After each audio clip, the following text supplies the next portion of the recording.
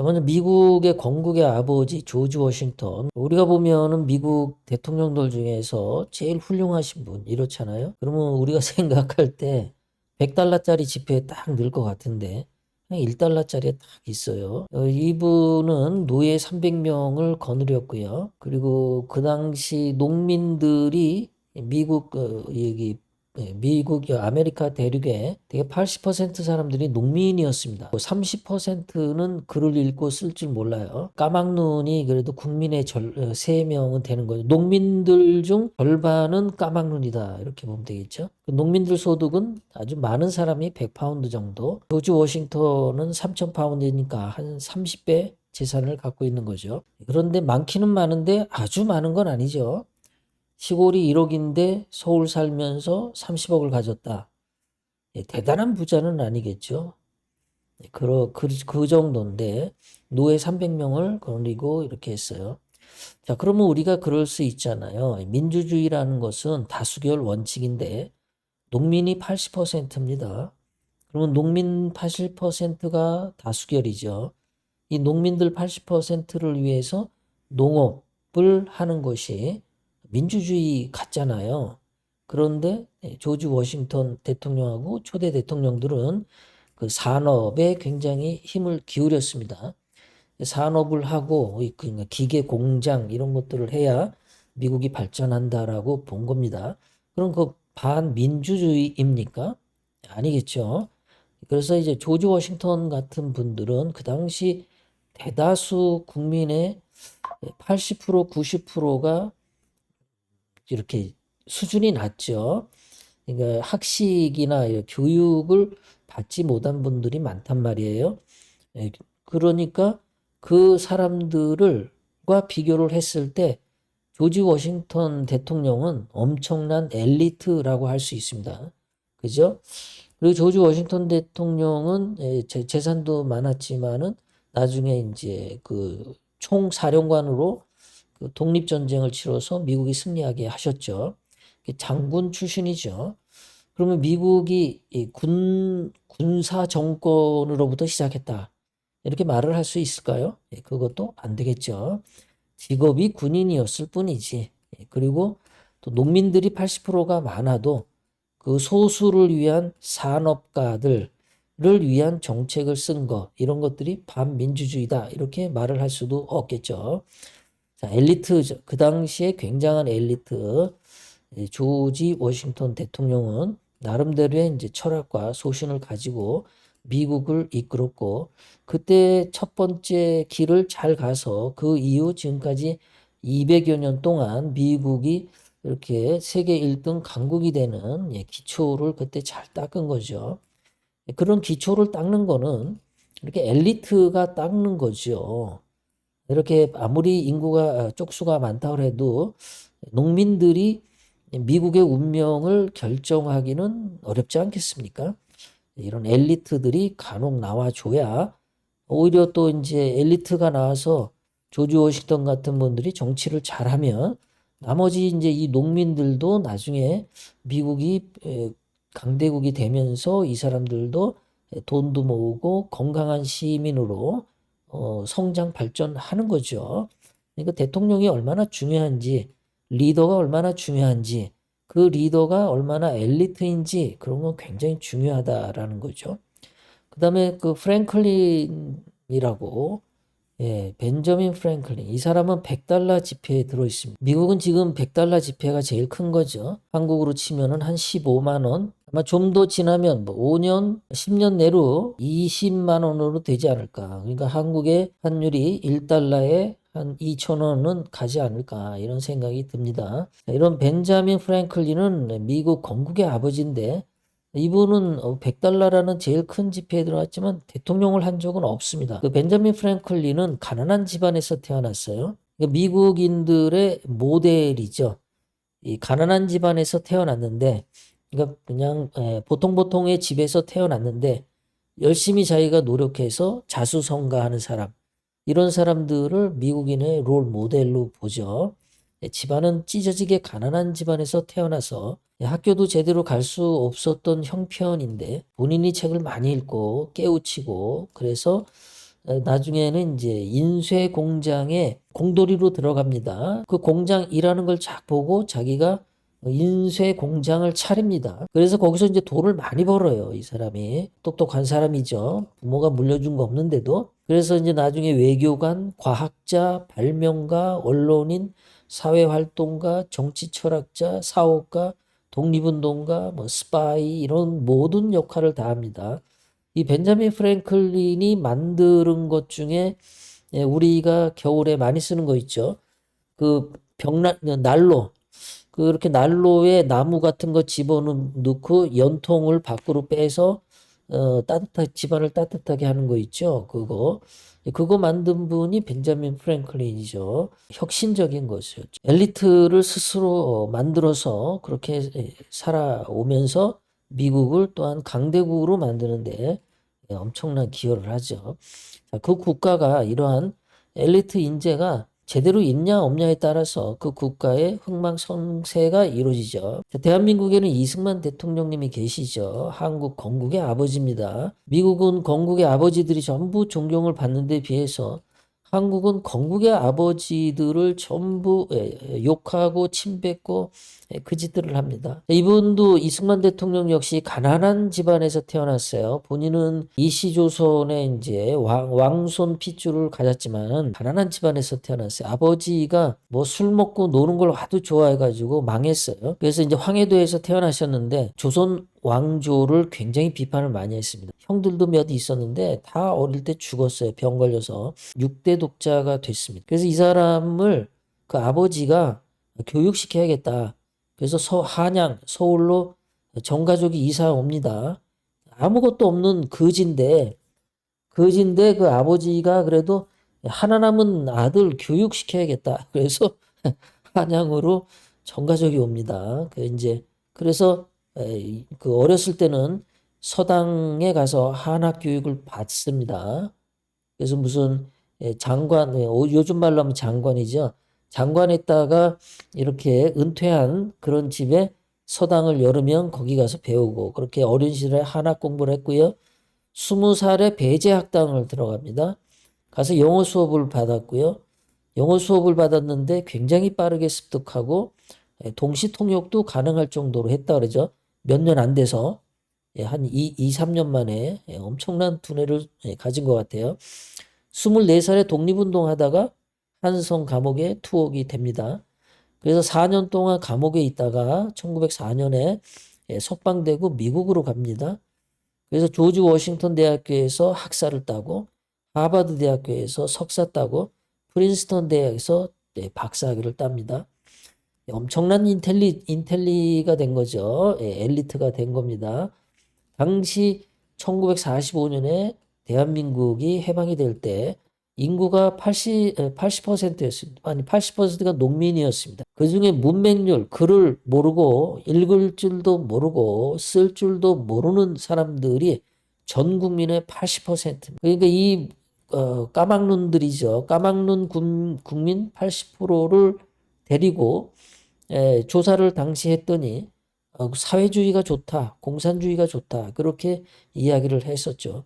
그러나 이승만 대통령은 이 많은 사람들의 의견을 쫓아가지 않고 자유민주주의, 자본주의로 향하죠. 그래서 이 많은 사람들, 농민들을 그 당시 인구가 한 1,500만 명 되나요? 그럼 1,500만 명 중에 한 1,200만 명이 다 농민입니다. 그 중에 한 1,000만 명이 소장농입니다.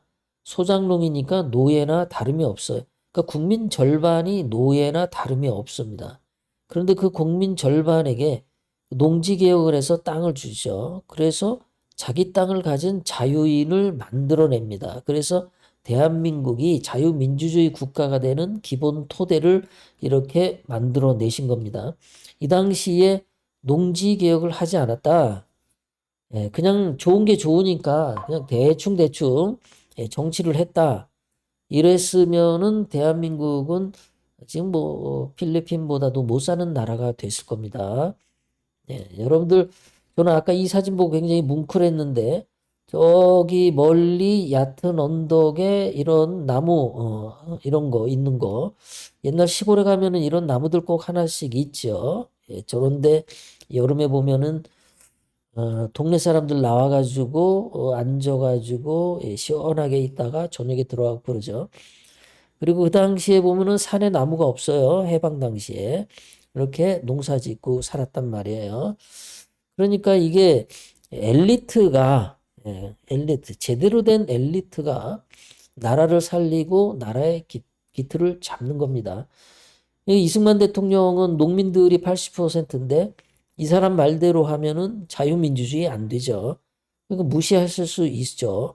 이걸 가지고 이제 좌파들은 이승만 대통령이 독재했다 그러는데 순 거짓말이죠. 이승만 대통령 같은 이런 분들이 조지 워싱턴 대통령 같은 분들이 엘리트가 옳은 방향으로 제대로 끌고 가는 게 그게 나라의 구군을 결정한다라는 거죠.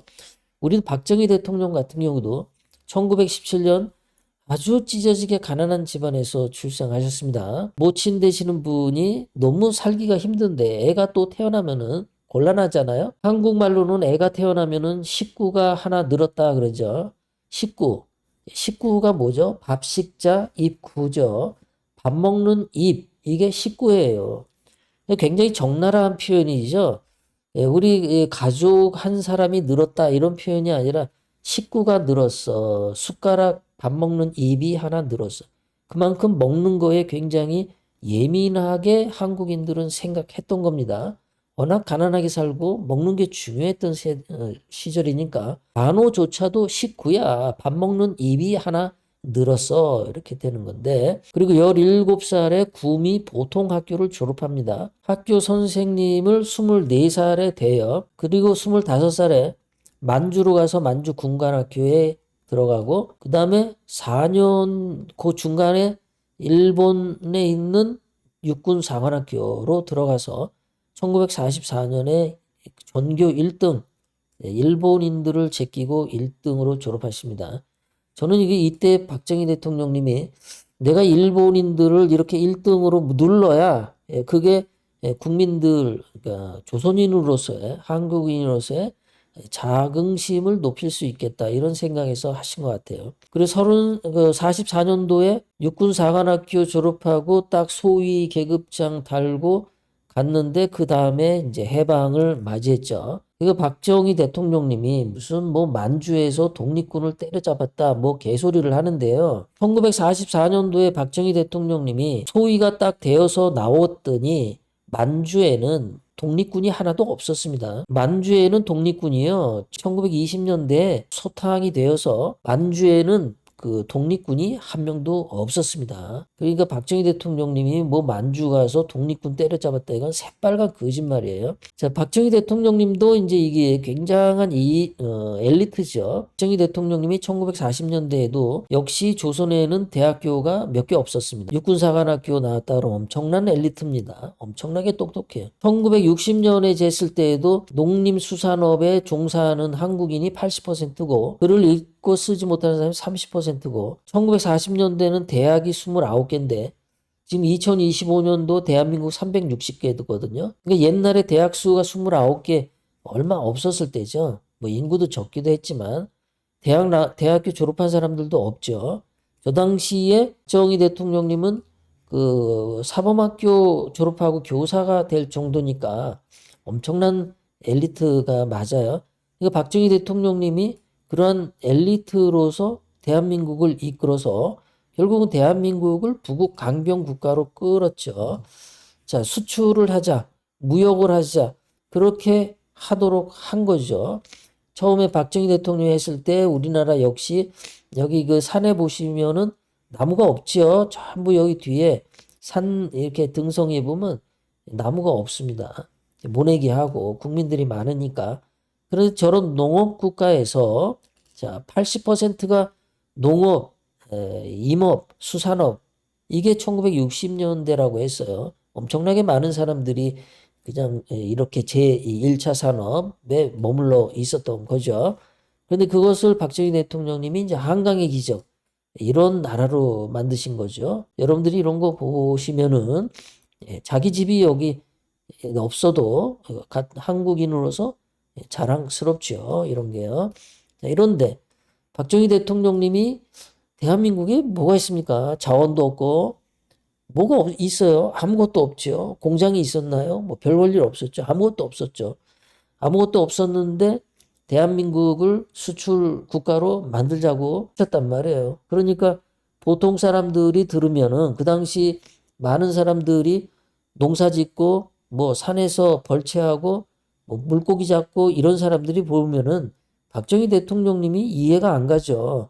아니 이제 농사 짓는데 무슨 포항제철을 만든다 그래. 아니 포항 아파트에 모래밖에 없는데 무슨 뭐 포항제철을 여기다 세워. 말 같은 소리를 해. 대한민국에 뭐가 있다고 반도체를 해. 아, 대한민국에 뭐가 있다고 고속도로를 만들어. 대한민국에 뭐가 있다고 자동차를 만들어.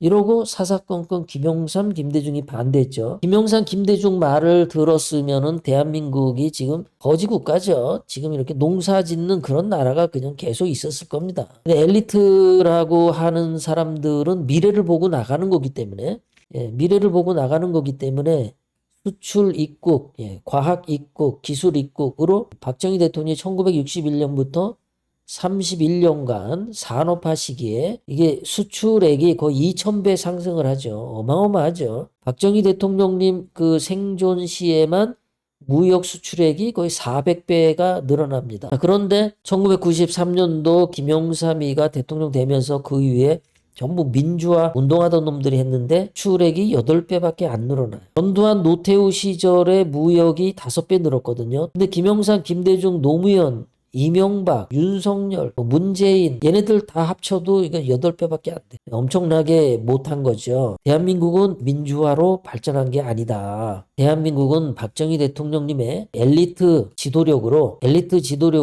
끌고 간 겁니다. 미국의 조지 워싱턴 대통령처럼 말이죠. 일본도 그랬고 엘리트가 똑똑한 엘리트가 이승만 대통령이나 박정희 대통령이 계시면은 나라가 이렇게 부흥 발전이 되는 거죠.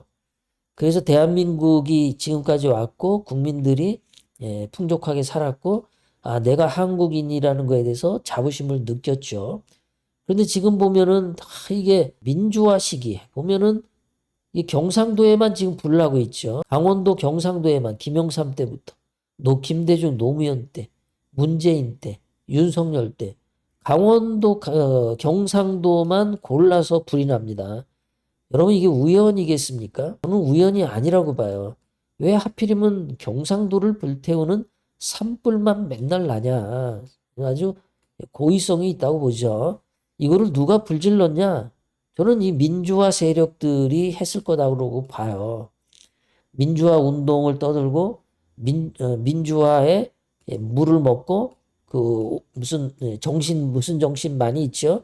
김대중 정신 따르고 노무현 정신 따르고 58 정신 따르고 그런 놈들이 저는 이런 불을 내는 것과 상당한 관계가 있다고 봐요. 불을 낸 놈이 있고 불이 커지는데도 진압하지 않도록 회방 놓은 놈이 있었을 거고 불 나는 지역을 자꾸만 확대하게끔 하는 놈이 있었을 거고 저는 그랬을 거라고 봅니다. 박정희 대통령, 이승만 대통령으로 대한민국이 이렇게 컸는데 계속해서 대한민국이 이렇게 나가면 얼마나 좋겠습니까?